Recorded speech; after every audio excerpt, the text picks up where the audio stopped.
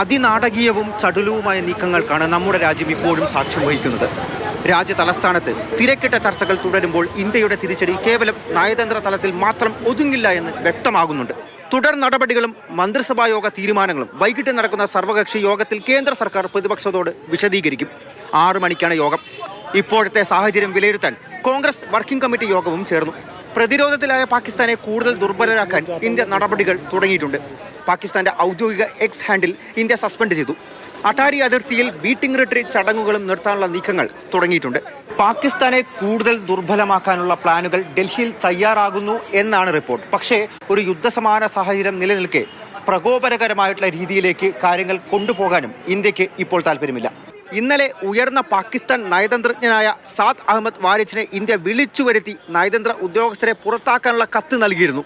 ഇന്ന് ഡൽഹിയിലെ പാകിസ്ഥാൻ ഹൈക്കമ്മീഷനുള്ള സുരക്ഷയും ഇന്ത്യ പിൻവലിച്ചു കഴിഞ്ഞിരിക്കുന്നു.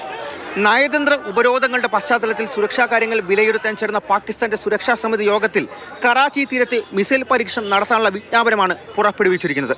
ഇതിന്റെ ഭാഗമായി അറബിക്കടലിൽ പാകിസ്ഥാൻ കൂടുതൽ നാവികസേന വിന്യാസവും ഏർപ്പെടുത്തിയിട്ടുണ്ട്. ഇതിനിടെ ജമ്മു കാശ്മീരിലെ ഉദ്ധംപൂരിലുണ്ടായ ഏറ്റുമുട്ടലിൽ ഒരു സൈനികൻ വീരമൃത്യു വരിച്ചു. ബസന്ത്ഗഡിൽ ഭീകരരെ സേന വളഞ്ഞുവെന്നും റിപ്പോർട്ടുണ്ട്. മാതൃഭൂമി ന്യൂസ്, ഡൽഹി.